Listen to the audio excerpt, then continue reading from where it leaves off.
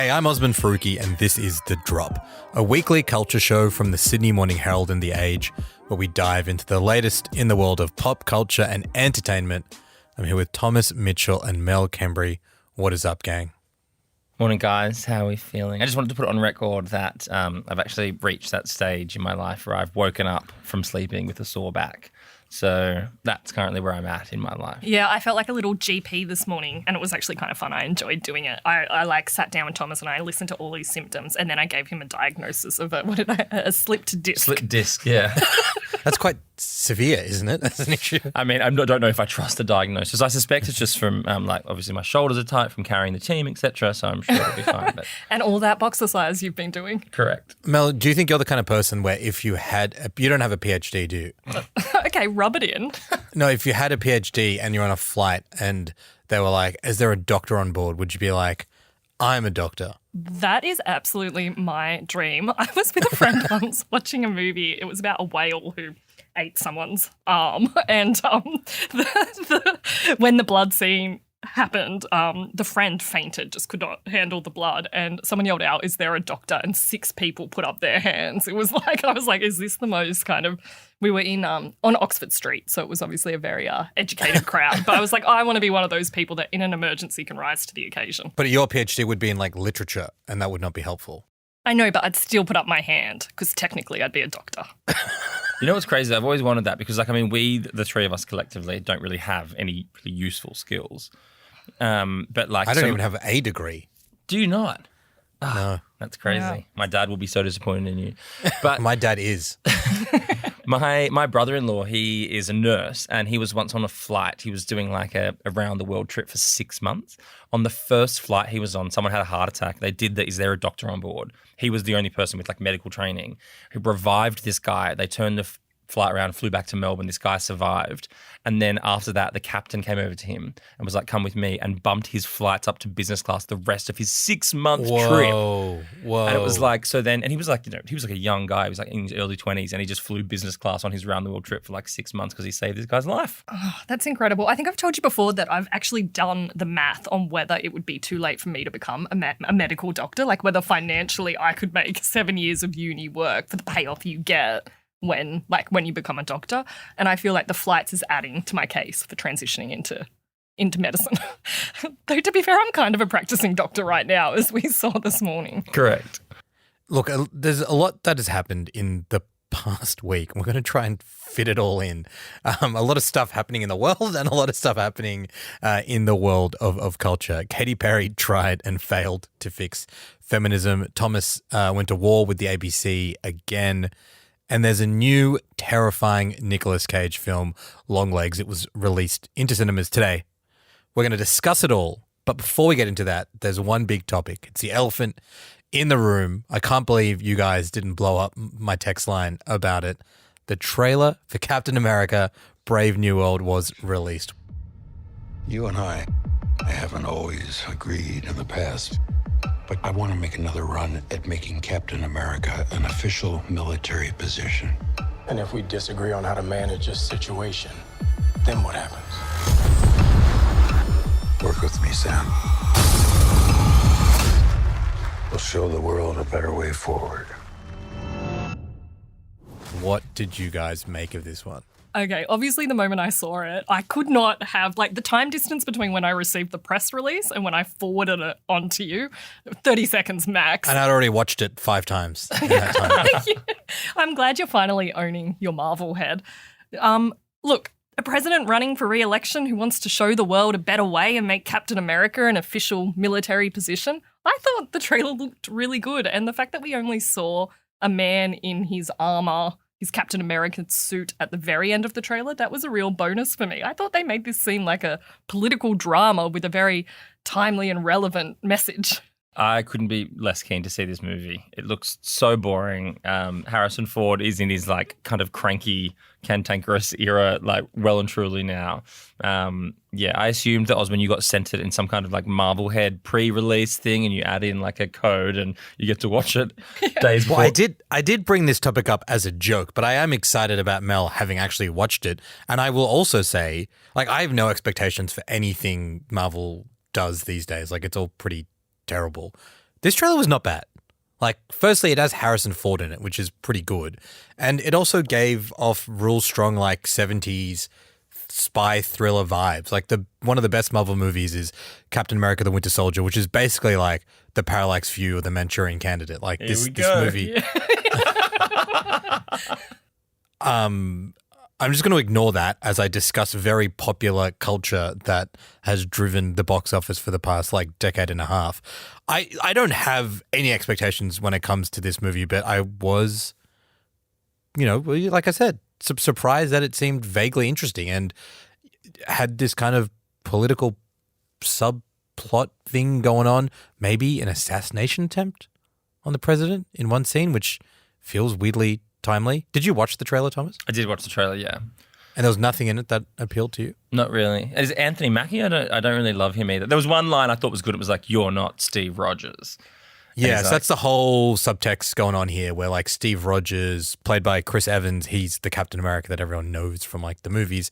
He's retired. He's old now, I think, at the end of one of them. And then there was a whole TV show about Falcon, and that's Anthony Mackie's character. And he's now taken on the mantle of Captain America. And this is where I get confused because I'm not sure if it happens in the series or it happens in real life. But people are very mad that like this black guy is Captain America. And there was some kind of far-right political thing going on in the series. It's very complicated, but I think the most important thing to remember is that Chris Evans is gone, Anthony Mackie's in, and he's struggling with the mantle of being Captain America. And also that we have an expert to guide us through all those complications. I clearly, from my attempted summary, I'm not an expert in this space.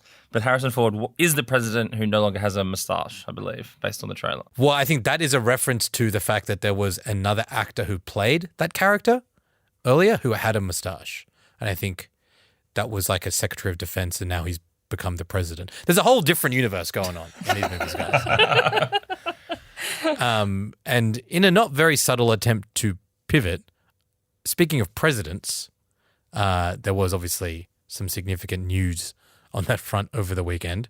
I don't want to talk about this too much. It's not really the podcast for it, but there was one bit of discourse that really stood out to me.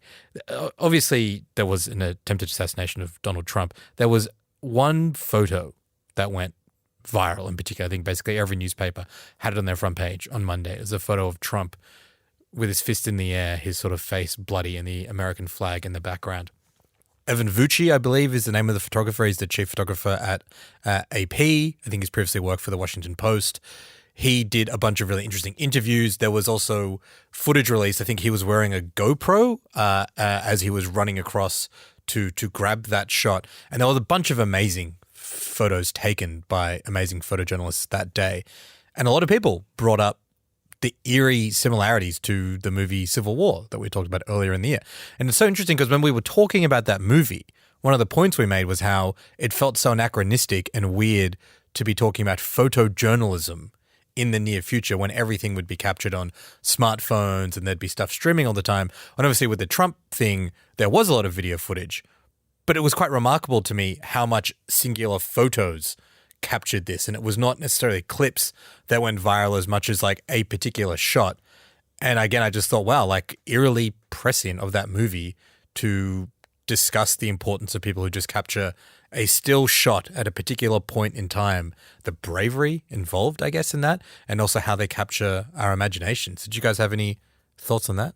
Yeah, I think that image will define that moment for history, and it does show the power of photojournalism. And in fact, all of the photos that were taken that day were really quite incredible. Some of those ones that captured the bullet going by the ear. Yeah, that was a New York Times photo. That's crazy. Yeah, but it does really show the need for photojournalism and how it's hard to, the role it has to in like capturing the essence of a moment and distilling it for a much bigger audience. Yeah, it was pretty crazy because he ran back over when everyone else was basically running away. We spoke so much about, like Kirsten Dunst kind of playing that grizzled photojournalist, which doesn't really feel like it exists that much anymore, like in this really kind of weird landscape that we're in now. But I mean, this photo is proof that it is still so important. Just that whole thing is just so crazy. And, we've spoken a lot about obviously Tenacious D having cancelled their entire world tour after comment on stage by one member of the band. Like, it's just become this all-consuming story now. It's truly a strange time to be living in. And to me, that photo actually kind of was reminiscent to me of another one, the kind of Iwo Jima famous photo. Oh, yeah. Yeah, Yeah. like just that pyramid kind of composition with the flag in the background. So it's kind of interesting how maybe part of the power of this photograph relied on the echoes it had of a very famous past photograph that has a big important meaning in the US. And a great Clint Eastwood film, Flags of Our Fathers. Remember that one? And then he shot it from the Japanese perspective as well. That was a crazy year where Clint Eastwood released 2 movies about the same thing, but from the Western perspective and from the Japanese perspective. Just got to bring it back to film. We are a culture podcast after all. And the Tenacious D thing, we don't want to get into that one too much, but very odd. If you said to me, when and why would Tenacious D break up? I would not have said on the eve of their Newcastle show as a result of a attempted assassination attempt on former President Donald Trump. It's very, very strange stuff. Yeah, but also in the Tenacious D universe, it kind of makes sense. You know, like it's Are you the expert to that the way that I am the MCU? Yes, yeah, that is my universe. We are but men. We are but men. Rock. Great song tribute. Had a real chokehold I listened on to the that culture. again this morning and I was like, yeah, when I was like 12, I knew every single word to this song. We were singing it to each other at school every day. Yeah, I know. And this is the thing. Like we've been covering it a bit, like the Tenacious D story. And I said to Mel this morning, okay, if I say to you, are you angels? What would you say to me? And she just like blanked face. And then another colleague turned around and was like, nay, we are but men. I was like, right. So you were cool in the 2000s. Yeah, I have not thought about Tenacious D. I think until this moment for a very long time. You know what's very funny that I learned about them today, though? They had a 3-episode HBO series that was produced by David Cross and Bob Odenkirk. Oh, wow. So there you go.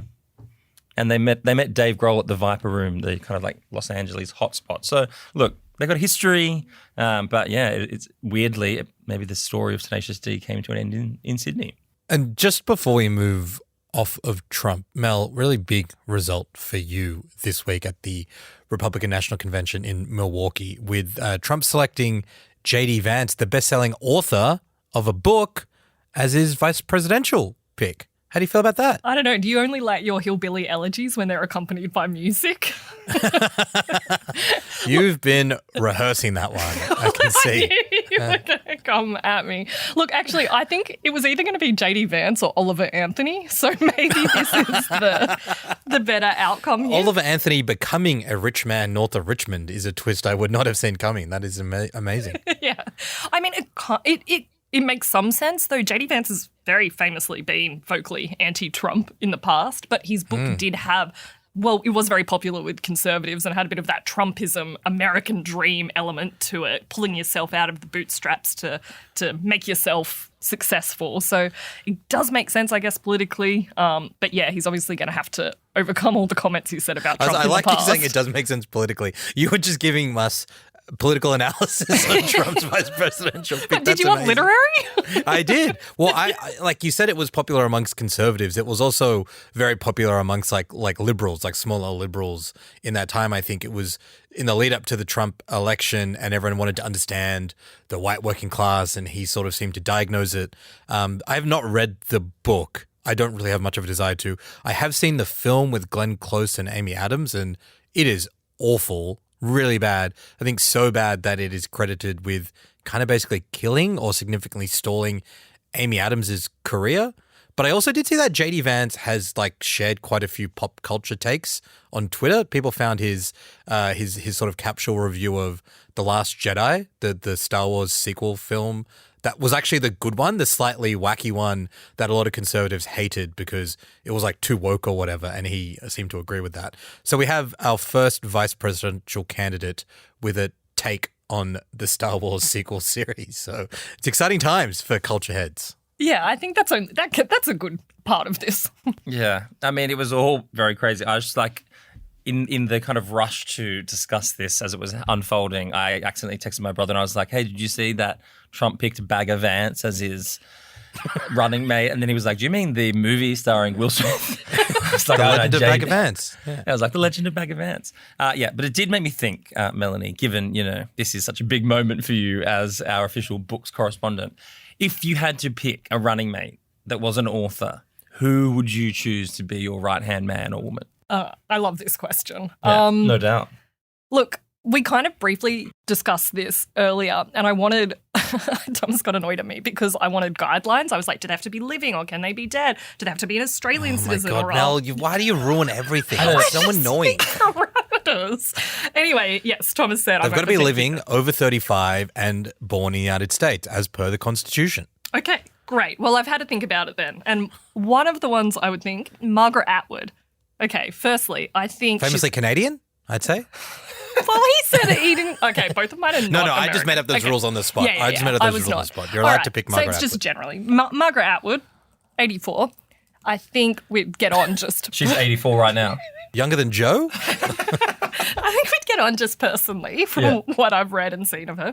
I think she's got mass appeal, which is good, and she's also got a lot of cultural kudos. And her books are strangely prescient, so I think she has an ability to read mood and see into the future.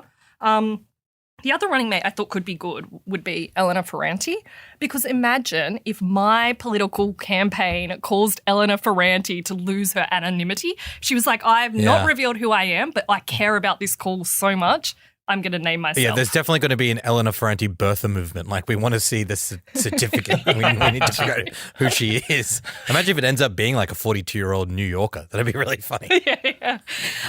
So, yeah, I think both of them are good options for different reasons. Obviously, if I had different guidelines, I would have picked different authors. And on this like platform that you're like, what are your what's your what are you running agenda? on? What's your policy platform? What is the Kembry Atwood / Ferrante ticket? Like, let's say it's Atwood as your VP and Ferrante is your Secretary of State. What are the top 3 ideas you've got? Let's make books great again. That'll be the first one.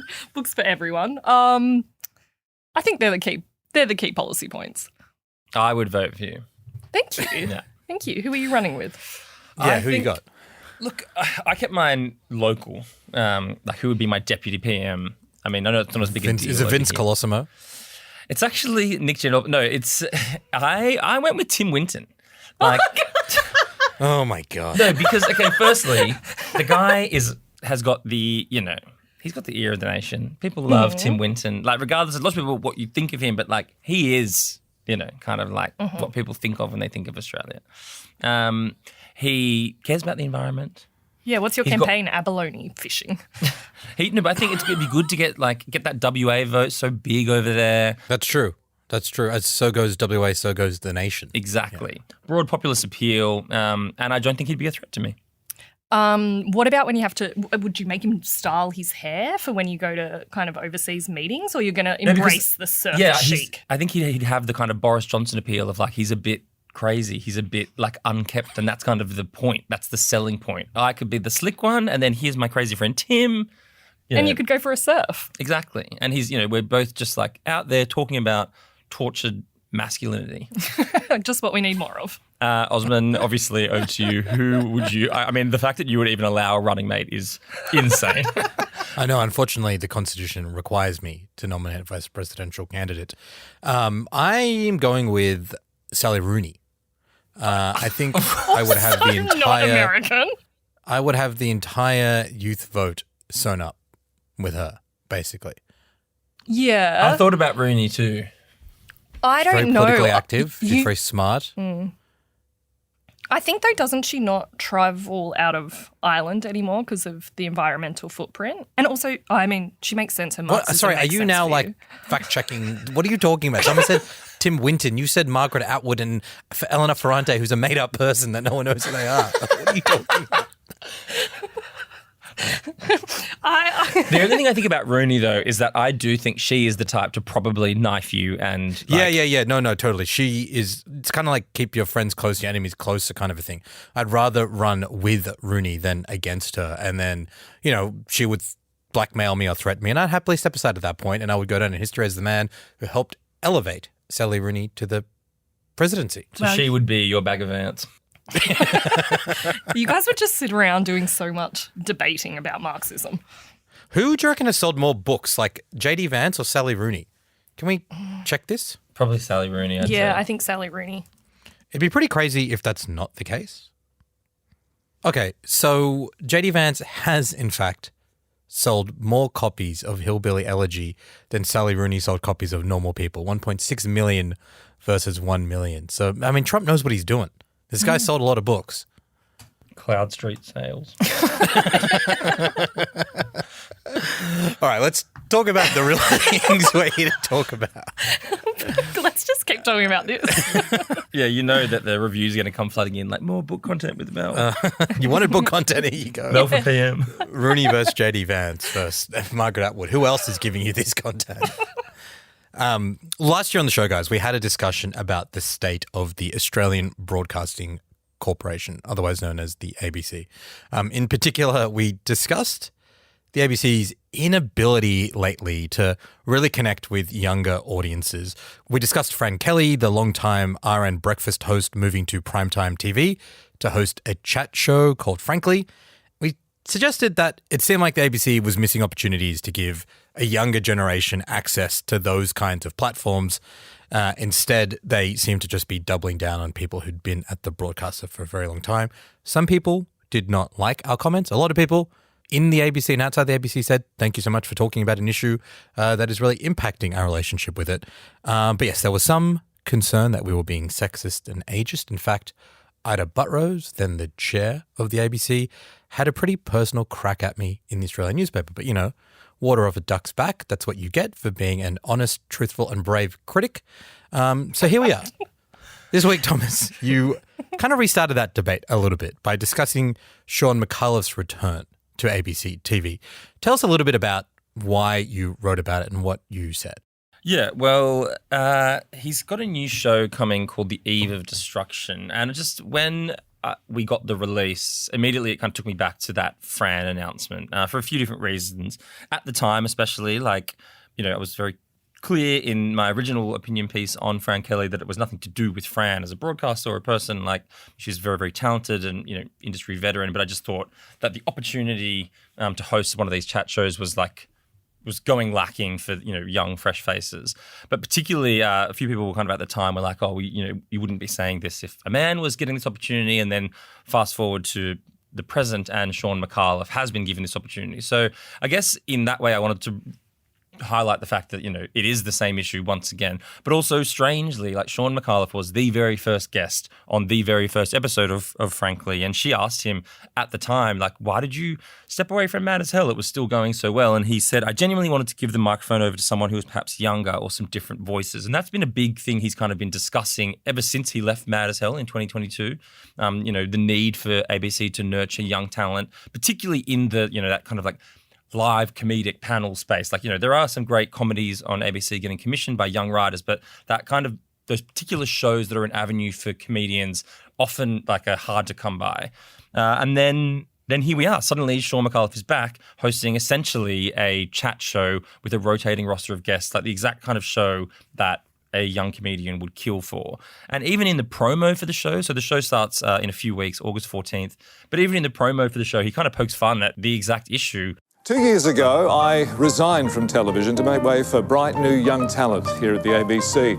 As it turned out, there wasn't any, so I'm back doing a new show in which I ask guests... and yeah, I just thought it was an interesting, you know, time to have a look at, well, you know, what is going on at the ABC? Like, I think Micallef was poking fun at the fact that the ABC really does believe there aren't many bright new young faces that can be trusted with a show like this. And it's one thing, you know, to have a roster of shows where perhaps young comedians get a 5-minute slot or they get to go on an episode in a series and, you know, they can appear. And that's all well and good. But really, you know, to be given the responsibility and the trust of being able to lead one of these shows is something that's going to, like, change people's careers and at the same time, more importantly, draw young people back to the ABC, because we all know, like, the reality is young people don't have a relationship with the ABC anymore. So I just thought it was interesting that we're back in the same place. And, you know, lo and behold, I think the response has been, we wrote about it, the comments are very, I think, quite mixed, but lots of people being like, yeah, I mean, this is a sad indictment on where the ABC is at.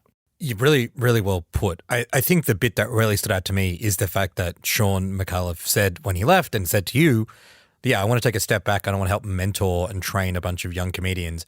12 months later, he's just like making fun of the fact that they tried to do that, couldn't, and gave him the show. It's not his fault. Like, good on the guy for being on a show. He's very funny. He'll do a good job, I think. But it really does reflect the ABC's long-term failure to both nurture a new generation of comedic talent, and two, the ones that they did nurture, the ones who have come to them, their failure to give them an opportunity and to take a risk by putting them in a primetime slot, hosting their own vehicle. Like, we talked about this last time. Will Anderson, I think, was 26 when he hosted The Glass House.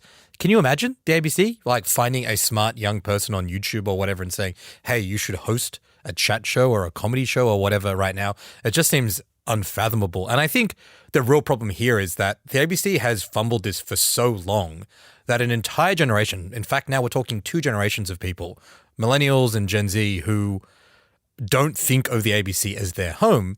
And so the ABC is like, well, the only audience we have left are older people. So rather than trying really hard and spending a lot of money and taking a lot of risks to bring younger people back, what if we just kept serving them up Frank Kelly, Shaun Micallef, Virginia Trioli, and that will make them happy, and someone else in 10, 20 years can deal with the fact that there's no audiences left to watch it. That's sort of my take on it. Yeah, I think that's true, and it's a long-term structural problem for legacy journalism organisations such as the ABC, where they're struggling to bring in a new audience. And it's very clear that where they're trying to bring in that new audience is online, but then it obviously does raise the question of what will the point of the television channel be long-term in the future? And obviously that's not a question that needs to be answered in the next few years, but eventually, like, there's going to be have to be a reckoning for free-to-air television. I do think it's I think the ABC has tried to neutralise this discussion by allowing Micallef to put out that trailer where he pokes fun of the ABC rehiring him. Like, I think they've tried to get ahead of that concern, but I'm glad people are not letting them get away with it and asking questions, Thomas. It is very funny. Sorry, I just, like, in real time, like, Shaun Micallef just retweeted the story with the caption, "The reviews are in," and people like Patricia Karvelas and Tony Martin are quick to support him. But look, you know, like, it's funny, even reading these comments now, I think, like, you know, people genuinely do have a problem with, like, what the ABC is doing, and you kind of got this weird divide where it's like, do we just, you know, call a spade and be like, hey, well, this is just unfortunately the reality of the ABC. They've given up on trying to connect with anyone that's not already, like, a rusted on audience. And maybe that is the case. And so, like, we're just kind of, like, yelling into the abyss at this point about, like, issues that don't really matter to them and maybe don't really matter to the audience that they're missing. But it feels like it's always worth kind of, like, trying to make the point that, yeah, this is a public broadcaster designed for everyone. And if you don't at least try, what kind of message does that send? Yeah, I think that's a really good thing to point out. I think there's a couple of bits to that. It's like, firstly, anyone who says you are not allowed or we're not allowed to discuss what the ABC is doing, like, that's just a ridiculous argument. Like, this is it's not just the fact that it's funded by taxpayers and, like, young taxpayers deserve stories and content aimed at them. More importantly, like, it's in its mandate, in its charter to make stuff for everyone. And it is our role as, like, both participants in public discourse and specifically journalists who cover this stuff to interrogate what it's doing. Like, that's number one. Number two, we at our publications and as individuals here spend probably more time covering, reviewing, and discussing ABC stuff than everywhere else combined, honestly. Like, we are not just sitting here only engaging to take potshots at the ABC. We cover the good stuff, we shout out what we like, and we discuss what we think needs to be improved. And then, yeah, the final point here is it's our jobs, it's our responsibilities with the platforms and the time and the roles that we have as journalists and as critics to provide our thoughts on what is working and what isn't working. And I think it's fine. Good on Patricia Karvelas and whoever else who wants to get upset and take this personally. They're allowed to do that. I don't think any of the points you made, Thomas, or any of the points we're making are personal at all. If they want to take them personally to defect criticism, that's on them. But these are big structural conversations that are being had at the ABC. And we're not speaking to a vacuum. There are lots of young comedians at the ABC, lots of young writers, lots of young actors who are begging the broadcaster for more opportunities. So I think it's a really important conversation, and I'm really glad you kicked it off this week. And I want to see the Venn diagram of crossovers between hot chocolate lovers and Shaun Micallef lovers. Yeah, I suspect it would be quite large.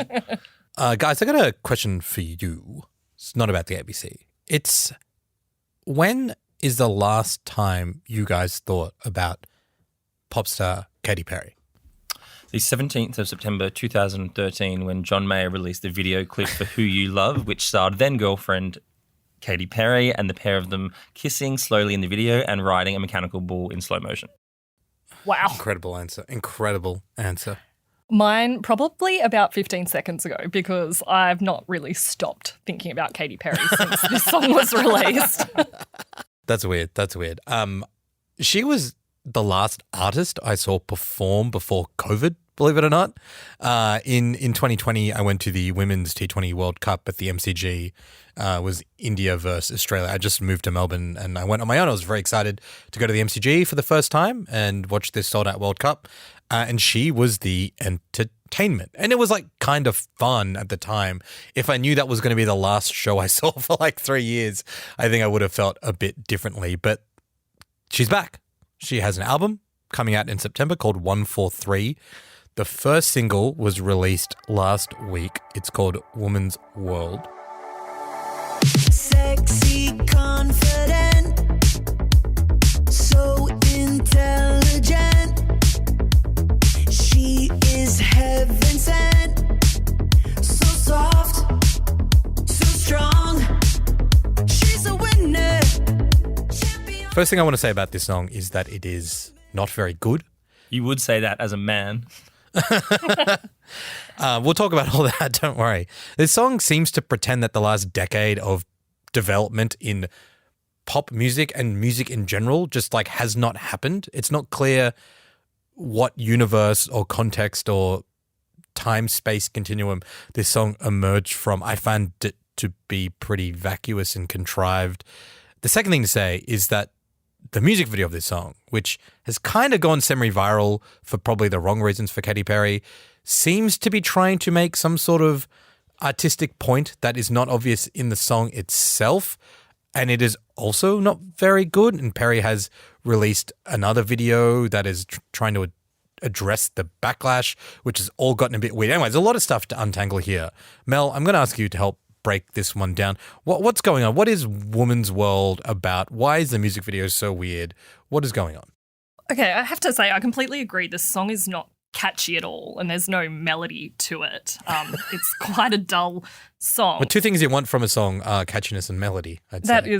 That's what a song should be. But the song only works as satire, I think, when you then watch it as the video clip. Like, the video clip, I think, is obviously satire. She's, like, pumping herself with a petrol pump. There's a uterus dangling as an air freshener. Like, the whole... Can you just take it back one step for us and explain to us the general themes of the song and what she's trying to do in the music video? Like, what does a music video look like, I guess? The music video is many sexy ladies kind of fulfilling traditionally men's roles. They're being tradies, but they're sexy tradies. They're dragging and driving trucks and cars, but they're doing it sexily. Tom is looking at you earnestly while he nods. It's very funny. And I guess on one level you would say, like, the message is meant to be... Actually, look, I don't actually know what I think. You have to read it as satire. I think it's really obviously but satire. Satire on what? Like, what is? Okay, yes. What is being satired here? That's a very good question. My belief is that Katy Perry, and she did release this thing where she was like, you can do anything, even satire, in response to the backlash. You go, girl! You were born to shine. And we're kind of just having fun, being a bit sarcastic with it. It's very slapstick. My belief is that she's satirizing a certain kind of female pop star, a female pop star that had to kind of sing these feminist, empowering anthems.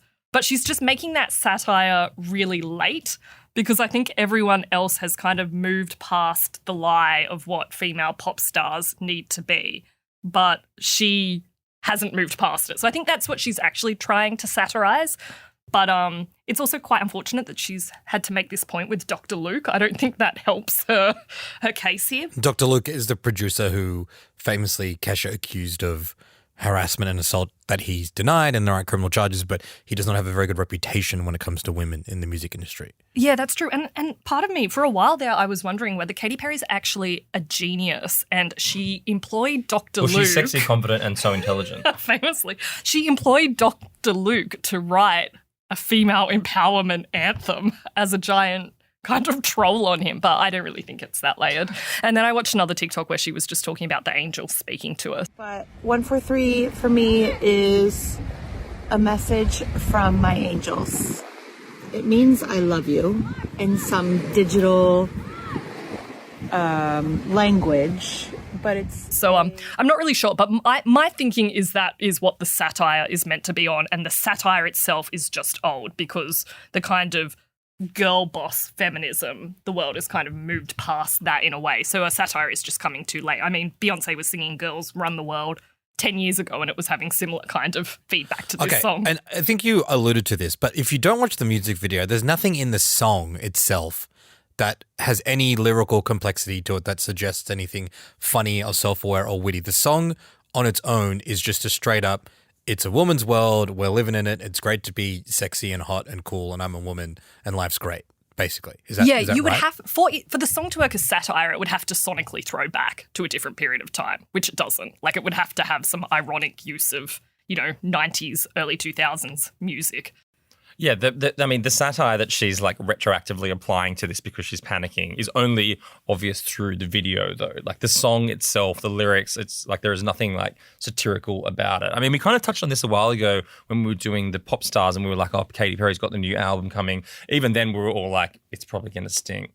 And like, lo and behold, here we are. I just think, I think you're being far too generous in searching desperately for, to try and justify what is going on here. I just think she's basically, we are living in this era of like incredibly sophisticated, impressive pop music. She has, been out of the game for a little while. And, there was I would say as well, I feel like even when Katy Perry was at the top of her powers, she was never like really cool and like her music was never, like in the Beyonce leagues. Like she was kind of like the fun pop star, California Girls, Teenage Dream, but like she was never the one that was like kind of like her politics or her message was what people loved her for. And I feel like she's just come back into a landscape that is completely different from the one she left. And she's done what she thinks will be a way into that conversation. And instead it's like, she is heaven sent, so soft, so strong, champion, superhuman #1. But what do you think the video she's trying to do in the video clip? Like, do you think it's a serious, she thinks that is what feminism is? I think maybe the video was like someone saying to her a bunch of ideas and like this could be kind of funny and we'll do like a bit of a send up. But I still think even if that was the intention, A, it's not done very well, and B, it doesn't really fit with the song. Like, what is going on with the robot legs? Yeah, what is the petrol tank in the butt? Like, what is that supposed to mean? That's why it has to be a joke. It has. Yeah, I think Thomas is right though. I don't think she or anyone else has sat down and thought it through that much. It's more just like you've got this song that is completely anodyne and maybe it's like a little bit knowing. What if we made the music video these obvious references to feminism and then all of a sudden it changes and it's this different make-believe world where women are like bosses or whatever, and that's as far as anyone got. I don't think there's anyone very smart or interesting involved in the creative side of this. The bit that's also weird, like you said this at the start, Mel, this is not a new idea of a female pop star looking at the state of the industry with a hint of irony. Lily Allen, just one name that comes to mind, her entire Sheezus project and Hard Out Here did this 10 years ago, which is talking about body image and misogyny in the entertainment industry and what it's like being a woman trying to make pop. 10 years on, this feels like way worse than that, way more immature and sort of silly. A question I got for you guys is, has it succeeded at all in the sense that people are talking about it and, the music video's got 10 million views, or would basically any new Katy Perry project get a lot of attention because she is like quite a big pop star from an era in which, she was ubiquitous? No, I think it's purely the confusion that has prompted the discussion. No one knows what it means or what is going on. So I think that's actually worked in her favour in getting people to listen to the song, but I don't think all publicity is good publicity. I am interested to see the rest of the album now, so maybe in that case it has worked in her favour. She has said that she saw this song as a reset for her idea of the feminine divine, and it's to a whole different world we will go after this. So I am kind of curious to see whether she actually does move to a different sound after this, or whether, you know, she's still in the days of other anthems like Raw. Yeah. I mean, she should just go back to doing like slow love songs with John Mayer on the Mechanical Bull. Can I just say, I know neither of you will probably do this, but just go and watch the film clip for Who You Love, starring her and John Mayer. I'll watch it. It is so funny. So this is 2013. It starts with the two of them just like swaying on the spot, singing to one another. And then they cut to all these different couples on like a mechanical bull in slow motion. And then eventually at the end, they end up on the mechanical bull, like laughing as they're like trying to stay on and stuff. I'm like, this is so funny. Talk about a film clip that like, you know, deserved to go viral. It's absolutely crazy. And then at the end, they're just like kissing and stuff. Amazing. Great stuff. She's tipped to play the entertainment at the AFL Grand Final this year. And like maybe everyone thinks that's cool because most people just want to see like fireworks and, you know, people love MasterChef in this country and hot and cold and they'll like that. I don't have any interest in listening to the whole album. If it sounds like this, if it's this kind of production and sound, I think it'll suck. Like when you see big artists like Dua, who are bigger than like Katy has been in terms of anticipation and where they're at in the culture, kind of flop with decent albums, I have a feeling this is probably going to tank unless she, I don't know, somehow drastically changes course into something different. I just don't think she's got anything interesting to say or any contemporary engagement with what music sounds like. So I have a feeling this will just disappear. Yeah, and I feel like the AFL gig is a poison chalice. No one is ever happy with whoever performs there. Except for the Killers. That was a great moment in pop culture. That was the last good one. Miss Brightside. Totally. Yeah.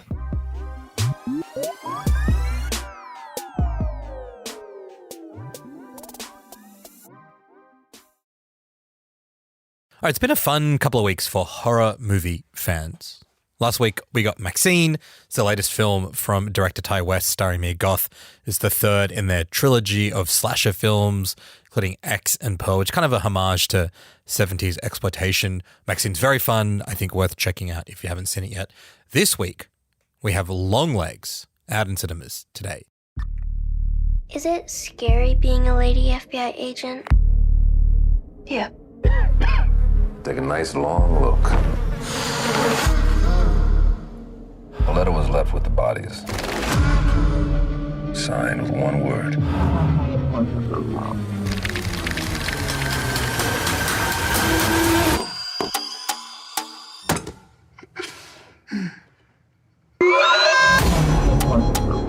It stars Nicolas Cage and Micah Monroe. It's directed by Osgood Perkins, who is the son of Anthony Perkins, the guy who played Norman Bates in Psycho. Longlegs is about an FBI agent. It's set in the 90s. She's tasked with tracking down a serial killer who has been targeting families for the past 30 years. It seems like the agent, played by Micah Monroe, has some psychic abilities. The murderer, Longlegs, has a lot of occult symbology in notes that he leaves. Get a bit of Silence of the Lambs, Zodiac, 7 serial killer vibes, but this is definitely a horror film with a lot of jump scares and some supernatural elements. I thought this was creepy, pretty interesting, and at times pretty wild film, largely due to Nicolas Cage's performance.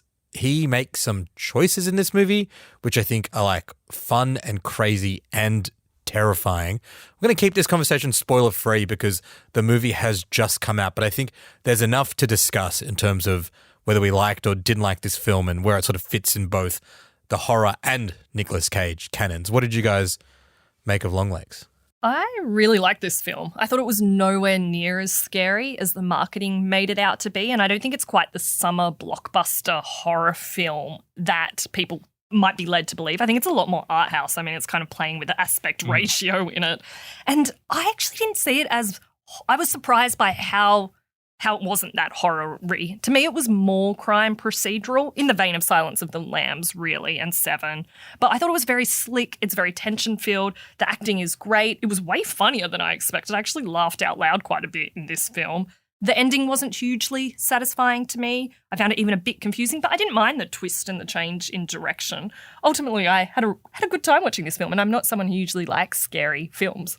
Yeah, it is funny, I think. Like, basically, I think we all kind of got wind of this through their kind of like marketing campaign. They've been doing this like really cool thing that like so many of my friends have sent it to me already, being like, oh, have you seen this? Like where they show the lead actress like the first time she gets a look at Nicolas Cage's character Longlegs, and his face is blacked out, but she's got a heart rate monitor on, and her heart rate like doubles, and was kind of the selling point for the film. And like, I mean, I'm such a sucker for like a hype machine, and it reminds me of like even like the early, the Blair Witch Project. Like it's like when you start to get this vibe around a film, and people are like, oh, what's going on? Have you seen this? Have you seen this? Like it had a lot of buzz like that.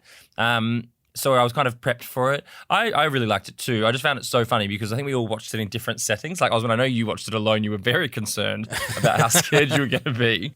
I was pretty scared. My partner was away doing proper, serious investigative journalism. She's a real journalist, unlike us.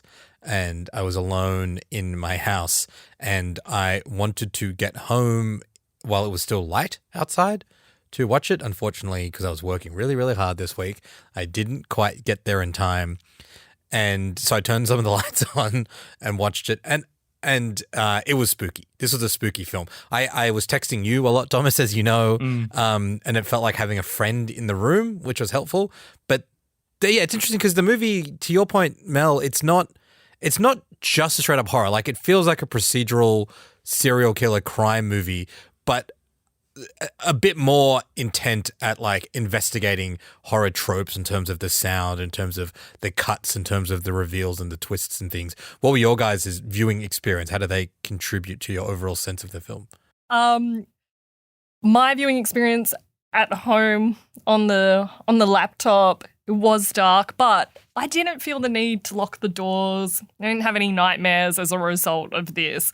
There were a few kind of moments of, ooh, like it is a creepy, There's some good jump scares in it, which is obviously crucial to any good horror film. And it is a dread-filled film. Like there's all the kind of classic tropes, the kind of empty houses and creepy locals and, the slight wind blowing, the music, there's cuts to kind of red flashes of things. So it is creepy, but no, I wasn't particularly worried about Longlegs coming for me.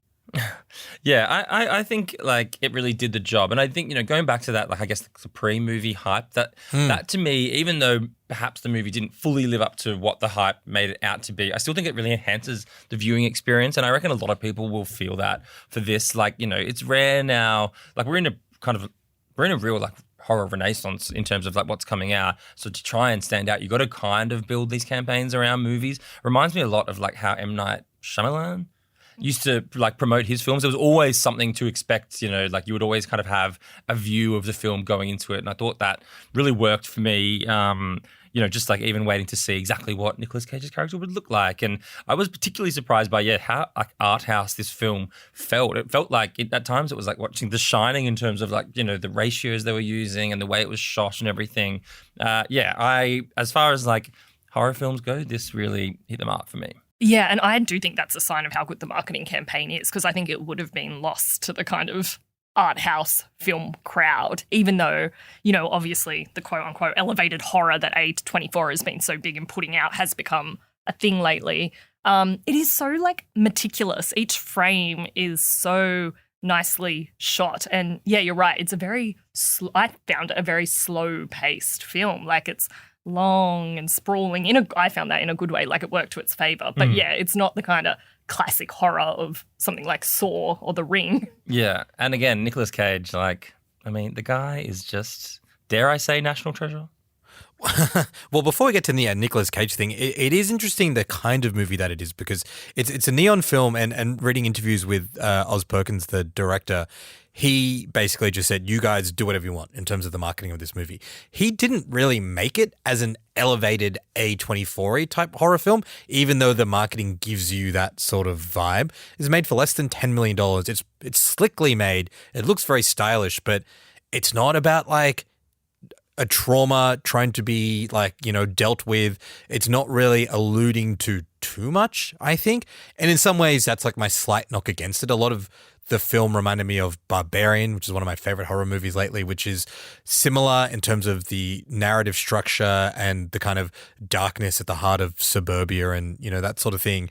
But that seems to be trying to say a little bit more about America over the last few decades. This kind of isn't doing that, and it's fine. But then the marketing machine, the way that the Neon crew created those viral moments, as you said, Thomas, has gotten so many people excited. It's already more than doubled its budget in the box office. It's just been out in America for, I think, a week and a half. It's going to be really interesting to see what it does here. And I think as well as the movie being pretty good, as well as the performances generally being pretty good, as well as the marketing machine being really good, Nick Cage is in this, we say career renaissance. I feel like every 3 years Nick Cage is in a career renaissance. The guy works relentlessly, but it's maybe every like third or fourth film that is really good.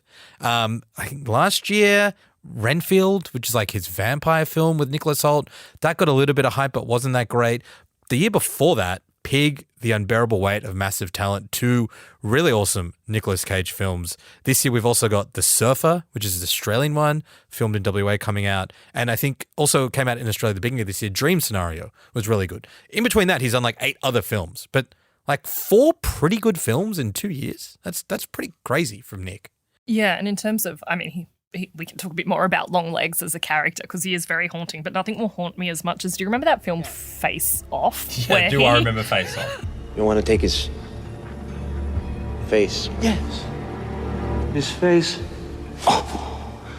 Do we remember that movie Face Off? Come on, man. Mel, you were talking to 2 millennial men. That is like, we know Face Off. Nothing is as haunting as that film. If I wasn't listening to Tribute, I was watching Face Off and Con Air. So yes, I remember. But yeah, I think you're right. We all like to say there's a Nick Cage renaissance every time a new film comes out because we kind of forget he exists and then all of a sudden he seems to be in everything. I think Pig really brought him back to my attention. I thought he was so good in that and that film was so fun. And then The Unbearable Weight of Massive Talent was so good. I thought Dream Scenario was great. He has this way of like being so into a role while at the same time being Nick Cage. It's like Nick Cage acting a role. Like there's something going on there that makes every role he's in kind of funny. Yeah, I mean, he really is just like one of a kind, and I do think that we need to appreciate the genius that is Nicolas Cage while we have him, because even like in addition to that list of movies you just said, Osman, he's got one coming out on Stan this week, Arcadian. It's like about him and his 2 sons. It looks awful. But like he's just done this amazing film, and then The Surfer's coming out. That looks pretty good. Like the guy is just relentless, and the output is so scattered in terms of quality. It's crazy. And I hate to do this to you, particularly Osman, but like we are living in this time of the Glenn Powells, these polished movie stars who just make fucking safe choices. And I do think that the Cages are like a dying breed. This is a guy that does like action films, art house films, indie films, horror films, gore movies, great movies, bad movies, and like all the time bouncing between all of that. And on top of all that, he's a fucking weirdo. Like he is just a once in a lifetime talent. And I don't think we have many more Cages out there. So I just have so much love for Nicolas Cage, and yeah, we need to appreciate him more. Not sure why Glenn Powell copped a drive by there, honestly. The guy's working hard, making some cool choices and doing some cool stuff. But I agree with you that Nicolas Cage probably hasn't gotten the flowers he deserves because he was this big kind of 90s, early 2000s action movie guy. And then National Treasure, I don't know, man, like that movie sort of seemed to be both his commercial peak, but maybe his critical, like the beginning of his descent. I guess that's what a peak is, really. He climbed the commercial mountain and then slid down the critical peak. I mean, it's hard to go, like, once you've stolen the Declaration of Independence. Where do you go from there? Well, you'd make another 3 National Treasure movies, I guess. Yeah, and to what you said, Mel, Pig is probably when he came back on people's critical radar, and people are like, this guy's actually really good at acting, and he's really intense, and he really gets into it.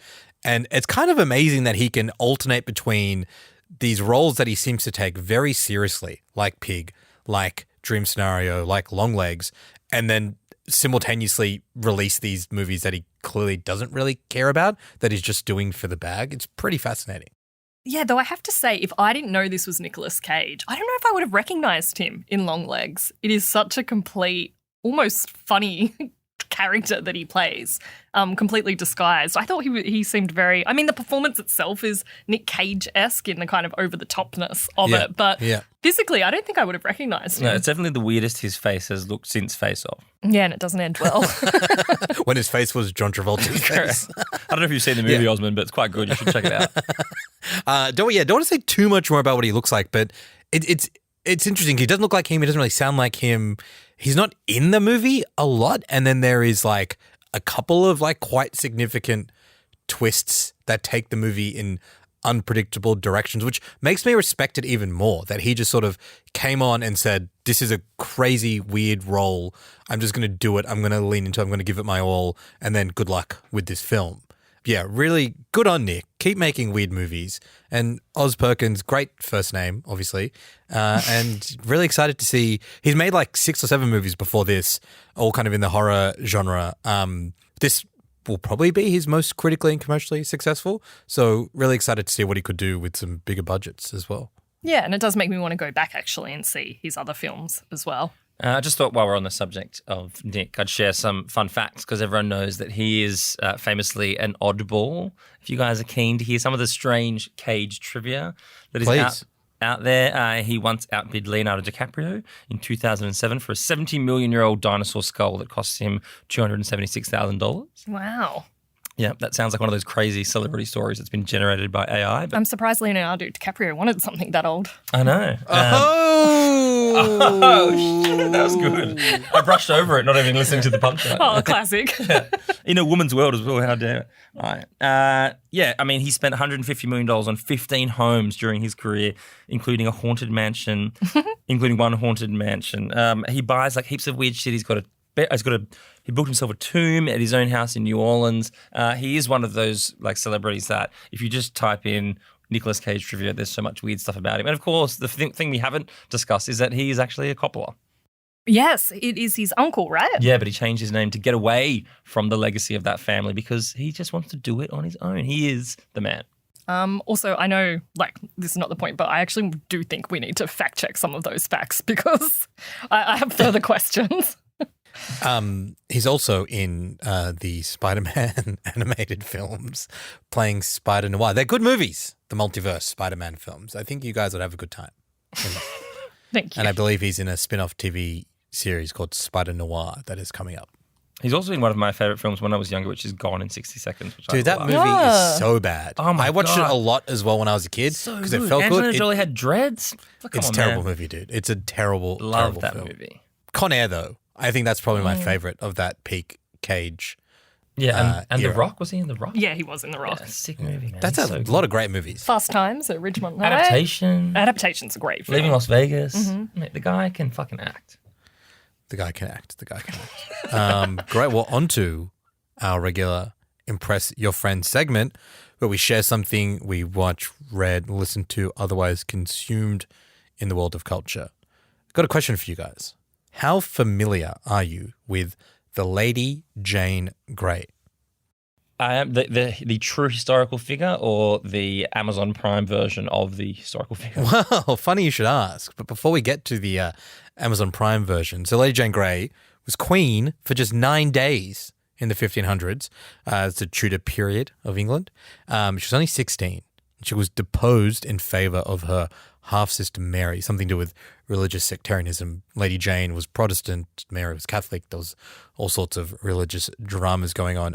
She was executed when she was just 16. Pretty hectic story.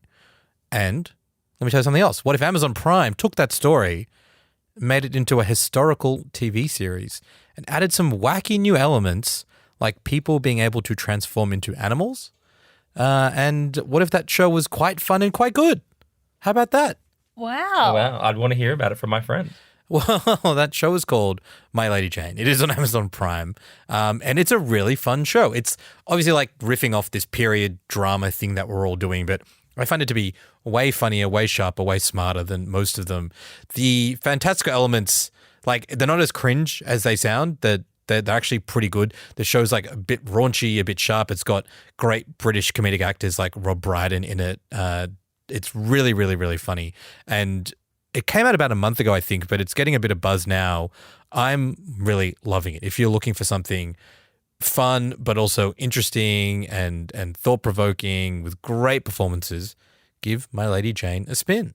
I really will. That sounds right up my alley. It does send up your alley, Mel, I've got to say.